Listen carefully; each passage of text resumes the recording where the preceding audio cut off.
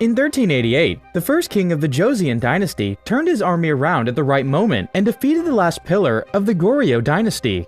Goryeo generals who felt the threat stole the kingdom's treasure and fled far out to the sea, never to be seen again. 4 years later, a group of thieves led by Mu Chi are drifting at sea on top of a piece of wood after escaping from a bunch of soldiers that wanted to capture them for stealing from the palace. Fortunately, they are found by Captain Hei Rang and her pirate ship, who rescue them and take them in. When he first sees her, Mu Chi thinks that Hei Rang is a beautiful angel. However, 4 months later, he learns how strict she is. Things are tense between both groups. The pirates think the thieves are lazy and gross, while the thieves think they aren't real pirates because they don't target merchant ships, only Japanese pirates. There's also the fact that the thieves don't know if they are listening to Mu Chi because he's their boss, or to Hei Rang because they're on her ship. One afternoon, they find another Japanese pirate ship and get ready to attack. Eager to show he's useful and talented, Mu Chi jumps ahead first, easily defeating their opponents with his advanced sword skills. Hei Rang's crew take over the Japanese ship, and while the enemy leader refuses to talk, one of their kids is so scared that he confesses they were looking for a big treasure. Luckily, the map has already been found by one of Hei Rang's men, and they discover this treasure is supposed to be the one Goryeo general stole years ago. All the men want to go after it, and after some hesitation, Hei Rang accepts.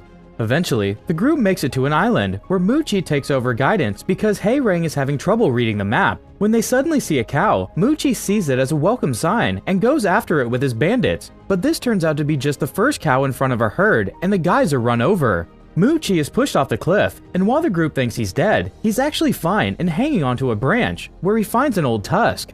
When he climbs back up, Hei Rang immediately grabs a tusk because she remembers one drawn on the map, and finds the real map carved on the bone. Before going after it though, they have to take care of the cow-inflicted wounds. Hei Rang is tired of dealing with the thieves' bad decisions and explains she only took them out of pity. But now they're back on land, so if they want to keep traveling with them, they must become pirates under her command. Mu Chi refuses, thinking his men will back him up, but they all join Hei Rang and Mu Chi is left on the island.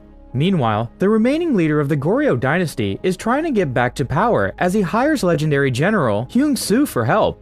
Hyung Soo explains that before soldiers, he'll need riches, so their best bet is to find the mythical treasure. Back on the ship, the crew is having a banquet to celebrate their success, only to find out the tusk has been stolen while they were distracted.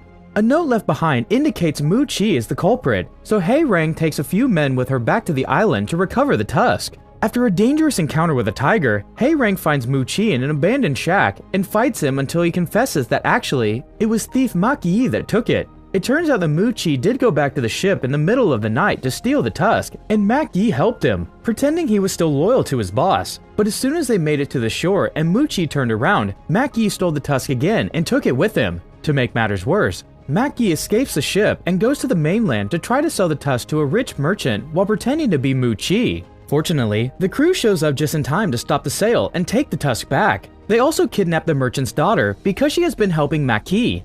Once they return to the ship, Hei Rang decides Mu Chi, Mak Yi, and the girl should be punished with death. But when Mu Chi is about to be executed, he reveals he's been hiding a knife all along and manages to escape. He gets inside Hei Rang's office and steals the tusk to then hold it above the water, threatening to drop it if they try to hurt him.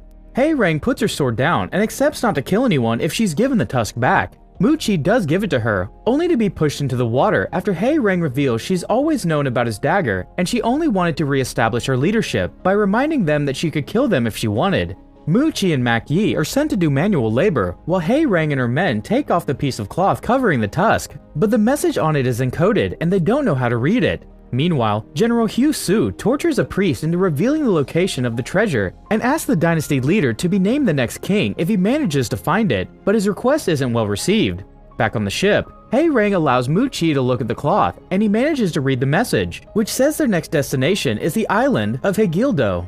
This is a very dangerous place nobody has come back from, and Mu Chi doesn't want to go, but Hei Rang thinks it's worth the risk. She takes a few men with her in a boat, each of them carrying a pig bladder filled with air before jumping into the whirlpool that takes them into the cave mentioned by the tusk. Mu Chi doesn't know how to use his bladder and almost drowns, so Hei Rang has to drag him out of the water and gives him mouth to help him survive. The cave seems to be empty, but while everyone is ready to give up, Mu Chi notices something and is rude to Hei Rang just to provoke her right-hand man into a fight. By throwing the guy against a cave wall, he makes it break, revealing a hidden path. The group follows this path and is happy to find a bunch of chests, only to get disappointed again when inside they find only some old bottles. There's also a strange flag with a monster head painted on it, but most interestingly, there's some code inside its mouth. Before they can decode it though, something explodes and makes the cave shake. It's General Hyung-soo and his men, who have arrived at the island and are entering the cave from above instead of having to struggle with the whirlpool.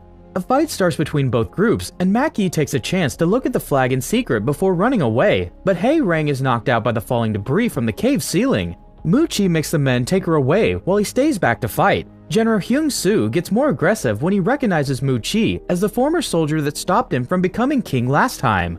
During the war, Hyung-soo had been promised kingship if he brought the enemy's head, and to achieve this victory, he killed his own wounded soldiers.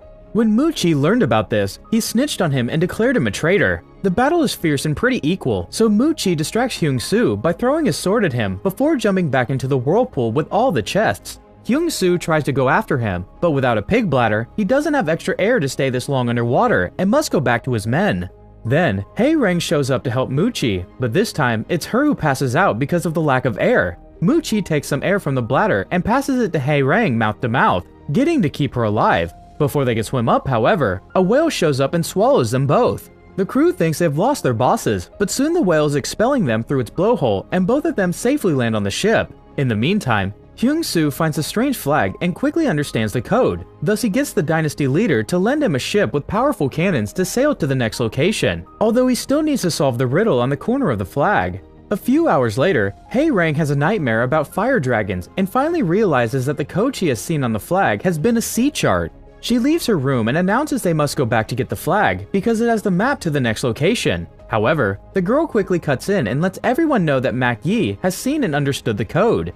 The crew jumps on Mak-yi and ties him up to make him confess what the code said, which turns out to be Inazuma Island, a place surrounded by lightning. Mak-yi thinks it's too dangerous to go, yet he's the only one that knows the way, so if the crew wants him to guide them, then he demands to be captain until they find the treasure.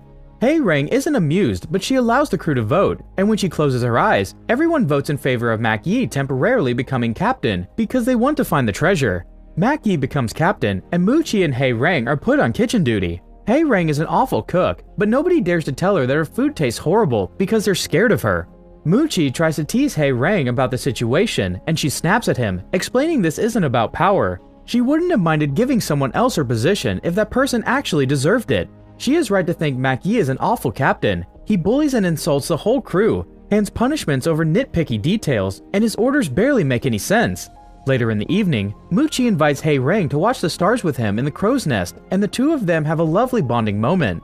The next day, the ship makes it into an area known as the Sea of Fire, which Hae-rang survived as a kid and is what gives her those nightmares.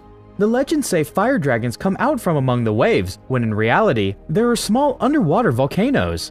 Hae-rang wants to redirect the ship, but Mak-yi refuses, claiming to know the route better. This causes them to get closer to Inazuma Island, and soon the lightning is hitting the ship, starting a fire. Hyung-soong's ship is arriving as well, and they've put up kites to redirect the lightning to avoid getting hit.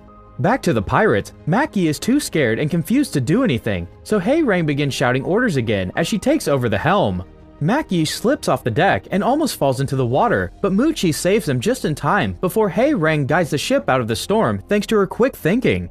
Moments later, the crew takes 2 boats to the island, but Mak-yi doesn't know where to go next because he only got to read the name of the location and not the other details. The crew begins digging in random spots while Hyung-soo and his men also arrive at the island, and thanks to having the riddle, they quickly guess that they must climb the island's mountain, which is constantly under lightning. Mu-chi also notices this lightning, which always falls on the same spot, so he decides to go investigate alone after telling Hae-rang he's doing it for her. A few moments later, Mu-chi makes it to the top of the mountain, finding Hyung-soo and his men already there. There are abandoned houses everywhere, and the skull of the founders of the Joseon dynasty on spears, but when Hyung-soo's men try to remove them in search of the treasure, they are all stabbed because it's an apparatus trap.